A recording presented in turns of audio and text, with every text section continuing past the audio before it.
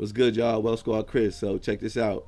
I got good news for you and I got bad news for you. One, the good news is Bitcoin is down. The good news is Bitcoin is down. So that's good news because you have an opportunity to buy in. So this is specifically for the people who own no Bitcoin. So let's say you get in right now, 55,500. The price goes back to all-time highs, which is 74,000. That's a 33% return on your money. That's a layup. Filet. That's a layup, bro. That's a So unless you believe Bitcoin is never gonna hit its all-time high again, right? So remember that this game is fractal, which means I could put $1 million in. Somebody next to me could put 10 million in. Next to them, somebody could put $100 in.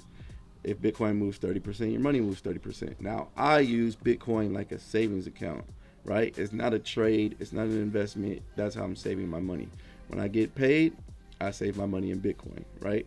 Now, you may see me, if you've been following me for a while, you may have seen that I went from, building online businesses, taking that money, putting it in the stock market, taking the returns, buying, dividend paying stocks or real estate to keep the cash flow going.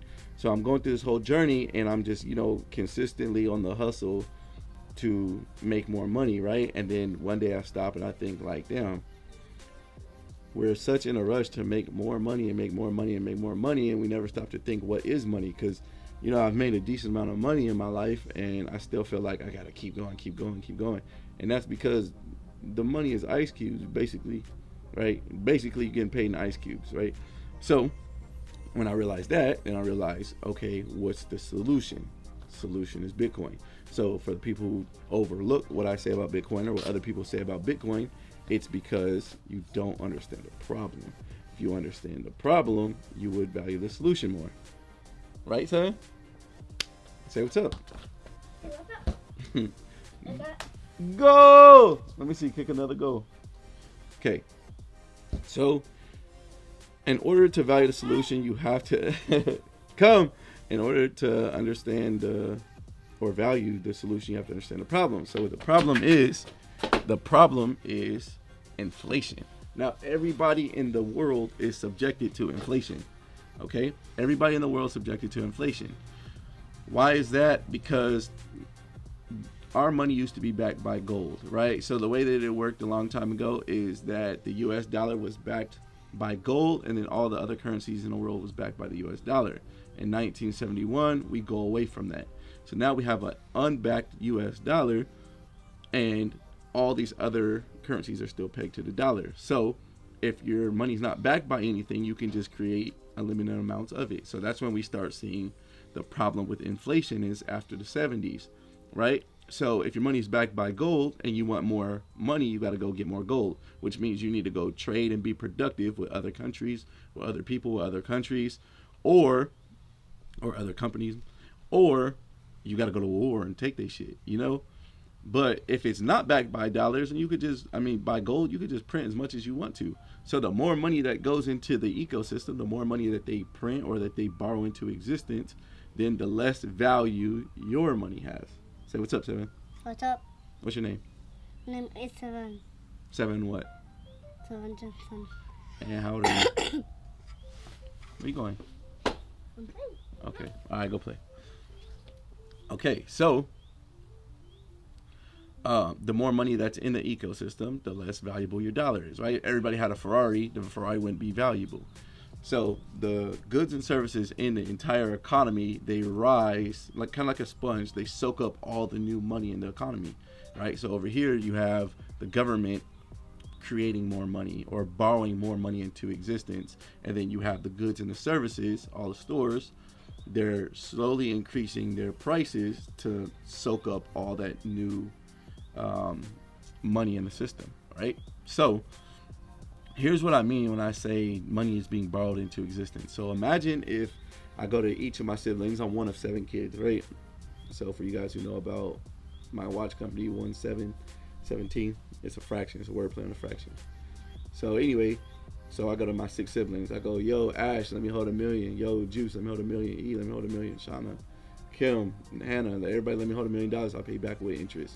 So I have $6 million now to spend on my company, on my bills, anything I need to spend it on, but I'm in debt $6 million, right? So I borrowed that money into existence. They create the money hypothetically. Let's say they create the money. I say, hey, here's a bond. Just buy this bond and we'll swap out for the dollars. Boom, I borrowed the money into existence, right? Now the problem is, in order to pay them back, I need to go borrow more money into existence to pay them back. So I hit one of my cousins. Yo, Mar, let me get a let me hold an M. I'm gonna pay you back with interest. He's like, all right. Then I hit D's. And I just go to my cousins, right? And then eventually somebody's gonna say, yo, Chris, like, I love you, bro, but your company doesn't make enough money to pay everybody back because you're borrowing a lot of money, right? But realize this: if I have the opportunity to keep going from person to person to person, then of course I could pay everybody back. It's damn near like a Ponzi, like a Ponzi scheme, right? So what I could do when one of my cousins go, yo, you borrow money from like 12 different people, bro, like that's a lot of money. How are you gonna pay it back? I can say, yo, have I ever missed a payment? Have I ever, and they're gonna say, nah, you always made your payment. Of course I've always made my payment because I have the ability to just borrow money into existence. Or another analogy is if you take all your bills that are due for your like lifestyle, your cost of living, and you put it on a credit card. And then when it's time to pay off that credit card, you go open another credit card and you pay. So you paid all your bills plus the interest. Now you got a second credit card. You need to open up a third credit card to pay the second one. You need to open up a fourth one to pay the third one. Now this will only work if you're never going to get denied a credit card. The moment you get denied a credit card, everything comes falling down, right? So with the government, they can just keep going and keep going and keep going. So you see our national debt just keeps growing. So that's one way that money grows and we put money into the ecosystem. The other one is fractional reserve banking or fractional reserve lending. All right. So what that means is when you deposit $1,000 into the bank can take 900 of the dollars and loan it to somebody else, right? So then they take the 900 and then they deposit it into the bank. So now the bank on the asset side, it looks like they have $1,900, right, off of your 1,000, and then the 900, the guy who put 900 in, they can turn around and lend out all but 10% of that money. So what ends up happening is you're increasing the supply of how much money is out there, even though it's not real. So between those two things, how much money is in the whole ecosystem keeps growing and growing and growing, right? So like I said, the cost of goods and services are now going to expand in order to soak up all those prices.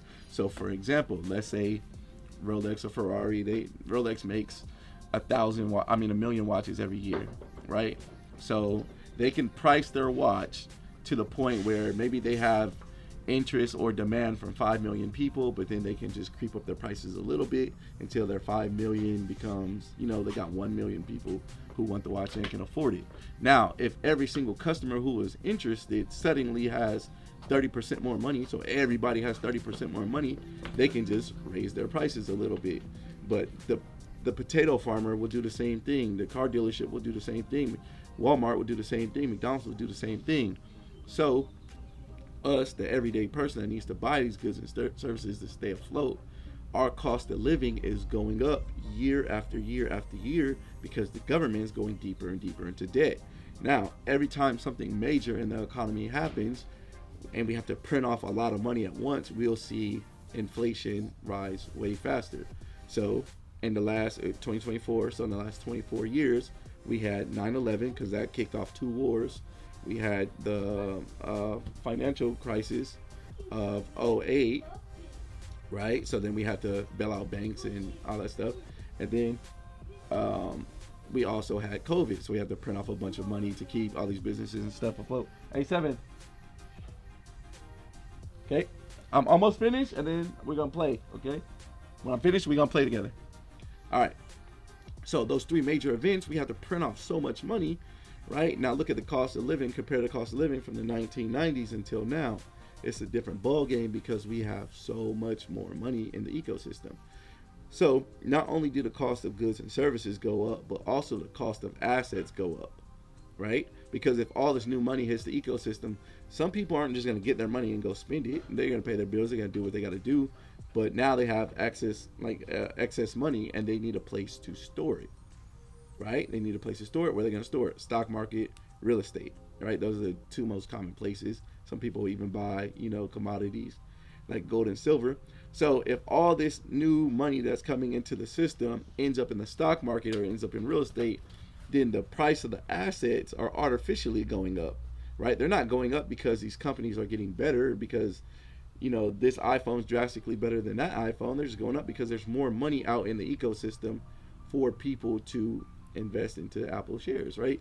And if enough people buy Apple shares, they can issue more shares, right? Which would dilute the owners already, the previous owners. Now, real estate's the same way, right? If all this excess money and then the real estate developers say, hey man, we got some money, we need to do something with it, let's build a new suburb, or let's take this six story apartment and make it 12, or let's do this, let's do that, let's acquire this company, right? So the cost of these assets are going in. So the everyday middle class person, what they're taught to do is tie your money to the S&P 500, buy your own home, and then inflation will send the cost of your home and your retirement account, your 401k account, or your IRA or whatever. It'll send that up because the stocks in there are going up, and now you're hoping to keep up with inflation. Now, where Bitcoin comes to play is you can't be diluted in Bitcoin, right? So when I say if you put your money into real estate, well, there's different problems with real estate, right? So one, you have your property taxes, you have maintenance, you have all these things that you have to deal with when it comes to real estate. So for instance, I own a $3 million house that I have to pay $50,000 a year in taxes. So if I were using my house as a store of value, then over 10 years, I would have paid $500,000 just to own the home. I'm basically renting my house from the government, right? If I stop paying on the property taxes, I lose my home, right? So if you have to keep paying on something after you bought it, do you really own it, right? Now, if the property taxes increase, all those people who've been saving up or paying off their house thinking they were just going to retire and kick back, now their property taxes are so high they got to go back to work. It screws them over, right?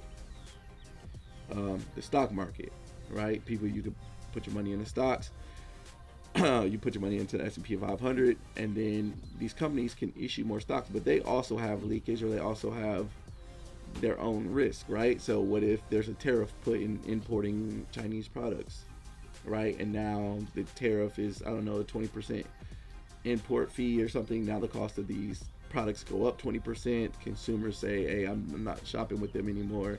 Stock plummets, right? So you don't want to put your family's wealth at risk to things that are just very finicky, right? So you have Bitcoin. Now what Bitcoin is a digital monetary network. So what money is a network itself.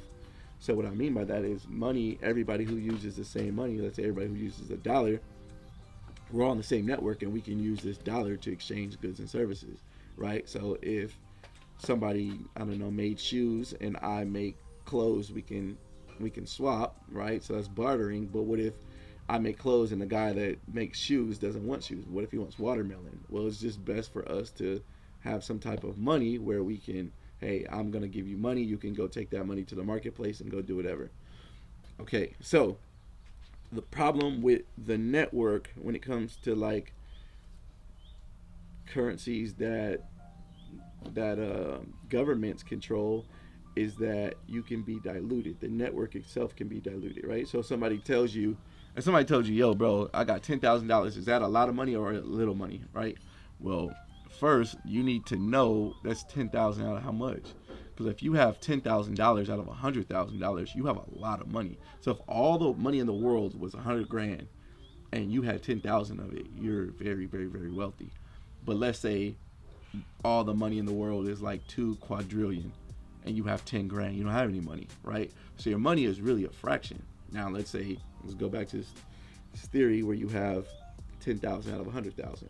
Now let's say the government prints more money, they double the supply of money, and now there's $200,000 out there. Your 10,000 used to be 10% of the whole network, but when the government doubles how many units are out there, 200,000, what ends up happening is now you only have 5% of the network. So you just got poor, you just got ripped off by them printing money. So if your money doesn't grow every time that the network itself grows, you're being diluted slowly at no fault of your own, other than you're just holding a money that's being manipulated. And that's what we go through in everyday life. You go to sleep at night, you wake up, you're just slightly poor because they put so much new money into circulation that if your money didn't grow overnight by a lot, because they're printing billions of dollars a day, then you're essentially getting poor, right? So when it comes to Bitcoin, a digital monetary network, if I own one Bitcoin, I own 1/21 millionth of the entire network. So if the value of the network doubles, I still own 1/21 millionth of it. Nobody can issue any more of them, right? So even the guy who goes by the pseudonym Satoshi Nakamoto, if he comes back and he's like, hey, let's actually do 22 million units, not 21 million. Well, he can't change anything, right? It's written in the code, right? So you would need majority of the people who are backing the network to agree to that, right? So no one person has the authority to say, let's put more units out there. Because if they could, they would. And it would just dilute everybody. So the government itself has incentives to do this, right? The government itself has incentives to just print off money versus, hey, we need money for a war, let's raise taxes. Because then people are gonna say, yo, we don't want to pay extra money to go to war. Like, bro, we don't even support that war now. Why would I pay? Right? It's not popular. They know they're either one, people aren't going to do it, or two, they're not going to get reelected. So you can make it. It makes it easier for politicians to make harder decisions behind people's backs. You know, hey, we need money for this program or this program, and you know the people aren't going to vote on it or pay more taxes for it. So what you do is just quietly print off more money. Now it's election season, right? What you can have going on in the government is you're going to have two different people who just sit around and promise things. You want to come with Papa? You want to sit? All right. You can have two people just sit around and promise each other, promise the people things, right? Oh, well, if you elect me, I'm going to do this, or I'm going to make all the milk free in the whole country, or I'm going to make sure college is free. Well, they're going to need to print off money in order to do that, right? So what us, the people, want to know is, oh, like, you know, I'm a poor person, or, you know, I'm low income. How are you going to help me? And then the president makes his promises, and he goes, my son wants me to play with him. I'm coming, 7. I'm almost finished, son. And then we're going to play. Okay? I'm almost finished. Come with me. Come. Okay. Almost finished. So so I say, yo, Mr. President, or Mr. Presidential Candidate, I'm low income. What can you do, man? And all these people are wondering, what are you going to do for the people? What are you going to do for the people? Well, I'm going to make milk free, which means they have to print off a bunch of money to subsidize all the farmers, all the dairy farmers around the world, right? So they're going to print off all that money to subsidize the dairy farmers, and then guess what's going to happen because they just printed off all the money? The cost of everything is going to slightly go up. So then that turn around and hurts the same exact people you claim to be helping, right?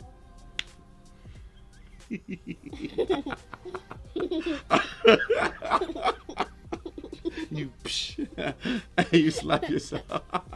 Okay, so you hurt the very people you claim to be helping. But that's what happens. Every election, we fall for it. We go, oh, what are you going to do for us? What are you going to do for us?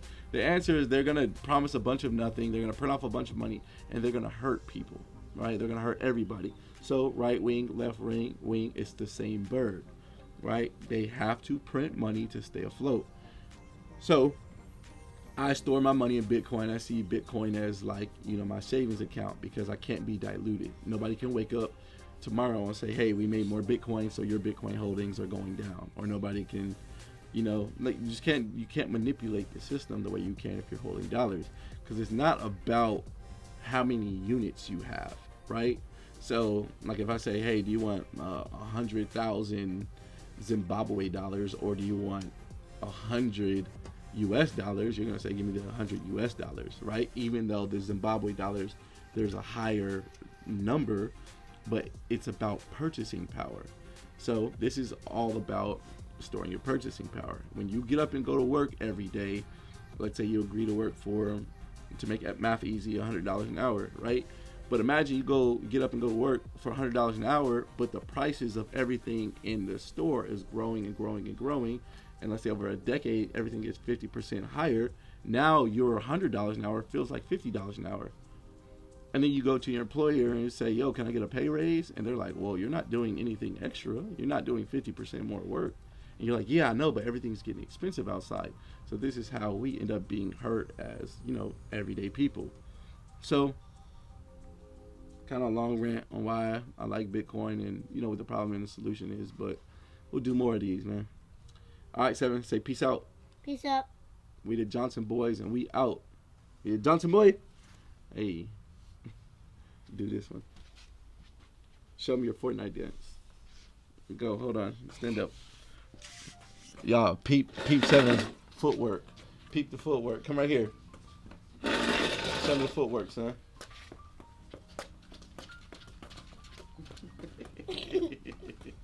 Alright, we out.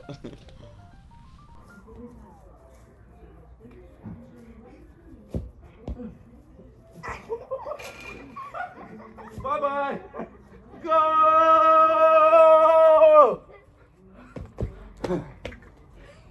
8-8. We playing the 10. 8-8. New match after 10.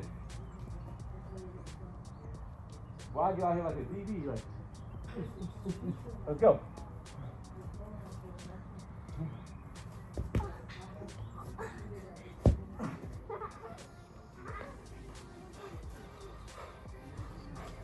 Bow! 9-8. No. Let's go. Let's go.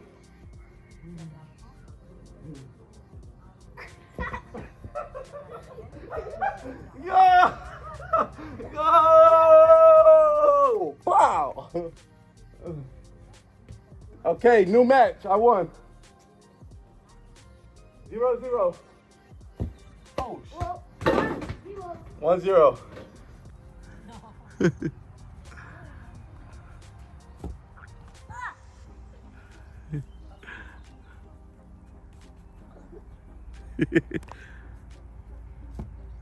Go, mommy! Go! Go! Go! Again. A call.